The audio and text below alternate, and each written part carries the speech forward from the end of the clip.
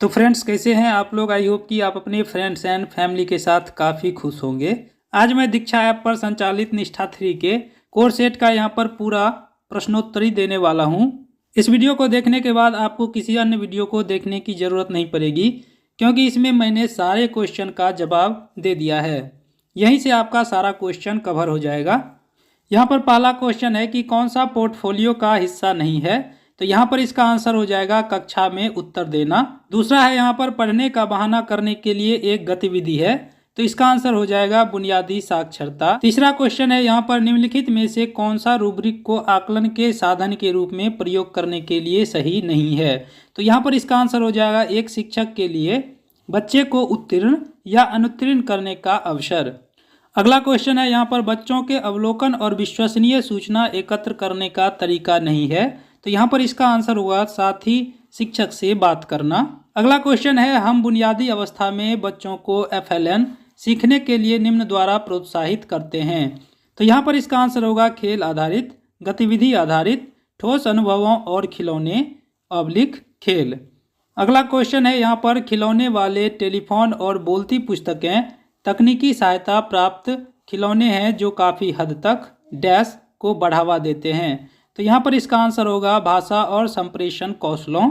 अगला क्वेश्चन है यहाँ पर बुनियादी साक्षरता और संख्या ज्ञान के शिक्षण अधिगम प्रक्रिया में खिलौना आधारित शिक्षण विधि को एकीकृत करने का अंतिम लक्ष्य है।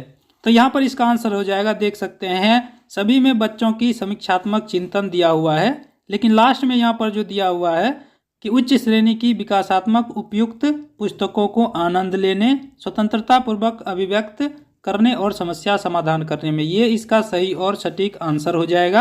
अगला क्वेश्चन है गणित या हस्तकौशल क्षेत्र शिक्षकों को बच्चों के बारे में एक अपरिपक्व आकलन प्रदान करेगा। तो यहाँ पर इसका आंसर हो जाएगा संज्ञानात्मक विकास। अगला क्वेश्चन है निम्नलिखित में से कौन सी FLN गतिविधि नहीं है। तो यहाँ पर इसका आंसर होगा पेंसिल को निर्दिष्ट डिब्बे में रखना। अगला क्वेश्चन है शिक्षक को सकारात्मक होना चाहिए डैश के लिए। तो यहाँ पर आंसर हो जाएगा प्रत्येक बच्चे के सीखने के लिए। अगला क्वेश्चन है एक बच्चा एक पंक्ति में रखी वस्तुओं को छू और गिन रहा है, शिक्षक बच्चे की डैश में प्रगति का अवलोकन कर रहा है। तो यहाँ पर इसका आंसर हो जाएगा बुनियादी संख्या ज्ञान। अगला क्वेश्चन है यहाँ पर जब शिक्षक बच्चे से कहानी की पुस्तक का मुख्य आवरण और पीछे का आवरण दिखाने को कहता है तो शिक्षक डैश में प्रगति का अवलोकन और आकलन कर रहा है। तो यहाँ पर इसका आंसर हो जाएगा बुनियादी सूक्ष्म गत्यात्मक कौशल। अगला क्वेश्चन है कक्षा पुस्तकालय या साक्षरता क्षेत्र में निम्नलिखित में नहीं होता है। तो यहाँ पर इसका आंसर हो जाएगा ब्लॉक बिल्डिंग। तो अगला क्वेश्चन है एक HPC यानी कि हॉलिस्टिक प्रोग्रेस कार्ड के संकेतकों में शामिल है।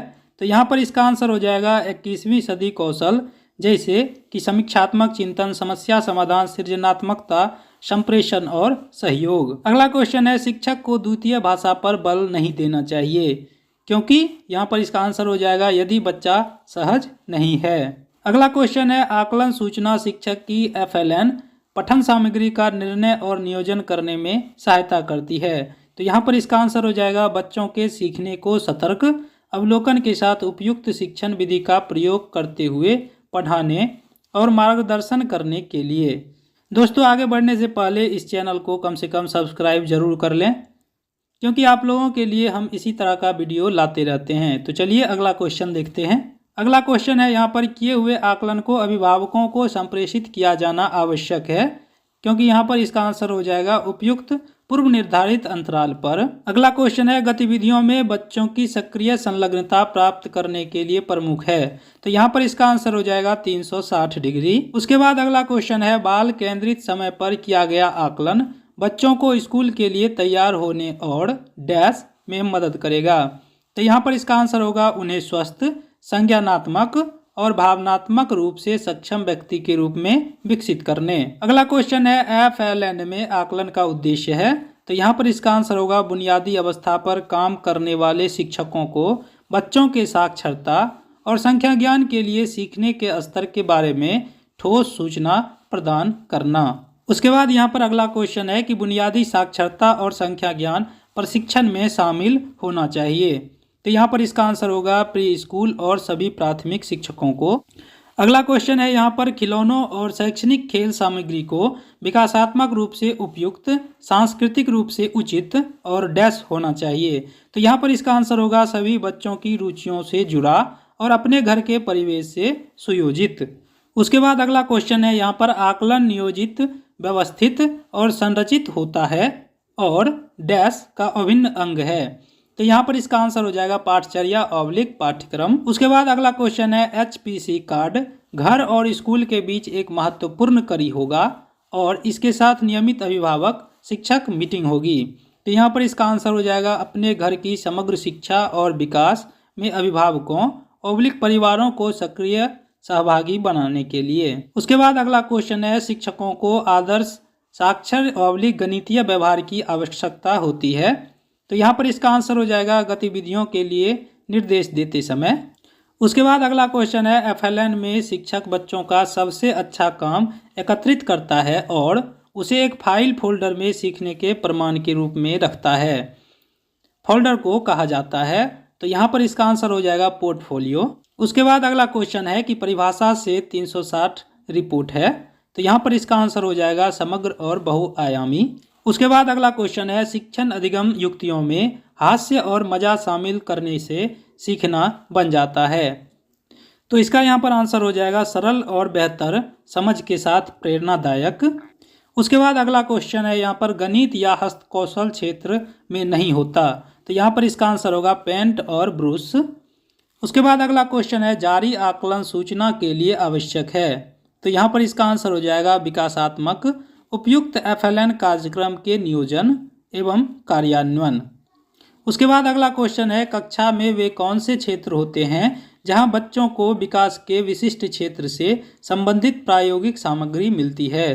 तो यहाँ पर इसका आंसर हो जाएगा सीखने के गतिविधि केंद्र। उसके बाद अगला क्वेश्चन है छोटे बच्चों के FLN के लिए सीखने और विकास के अवलोकन और आकलन के लिए निम्नलिखित तकनीक की आवश्यकता होती है। तो यहाँ पर इसका आंसर हो जाएगा विविध उपकरण और आकलन की तकनीकें। उसके बाद अगला क्वेश्चन है यहाँ पर जब शिक्षक बच्चे से कहानी की पुस्तक का मुख्य आवरण और पीछे का आवरण दिखाने को कहता है तो शिक्षक डैश में प्रगति का अवलोकन और आकलन कर रहा है। तो यहाँ पर इसका आंसर हो जाएगा बुनियादी साक्षरता।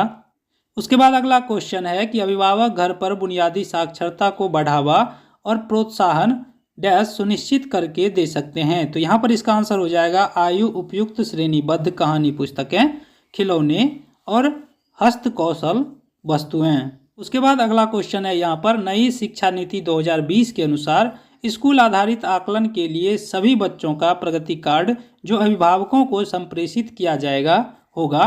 तो यहाँ पर इसका आंसर होगा समग्र स्वरूप का। अगला क्वेश्चन है बुनियादी साक्षरता और संख्या ज्ञान के लिए आकलन डैश सुनिश्चित करने में सहायता करता है। तो यहाँ पर इसका आंसर हो जाएगा सीखने की अयोग्यताओं और संभाव्य योग्यताओं की प्रारंभिक पहचान। अगला क्वेश्चन है पहेलियों पर काम करना और उन्हें सुलझाना बुनियादी संख्या ज्ञान की गतिविधि है किंतु यह भी संकेत करती है। तो यहाँ पर इसका आंसर हो जाएगा सूक्ष्म गत्यात्मक योग्यताएं। अगला क्वेश्चन है बच्चे विविध पृष्ठभूमियों से आते हैं और विविध प्रकार के अवलोकन एक वास्तविक विस्तृत आंकड़ा प्रदान करते हैं जिस पर शिक्षक कर सकता है। तो यहाँ पर इसका आंसर हो जाएगा बच्चों के साक्षरता और संख्या ज्ञान प्रवीणता स्तर में सुधार लाने के लिए चिंतन और उपयुक्त योजनाओं का विकास। उसके बाद यहाँ पर अगला क्वेश्चन है 360 डिग्री रिपोर्ट कार्ड में शामिल है। तो इसका आंसर हो जाएगा एक बच्चे के व्यक्तित्व के सभी पहलू। अगला और लास्ट क्वेश्चन है यहाँ पर कि बुनियादी और प्रारंभिक स्तर पर आने वाले बच्चों का आयु वर्ग होता है। तो यहाँ पर इसका आंसर होगा 3 से 11 वर्ष।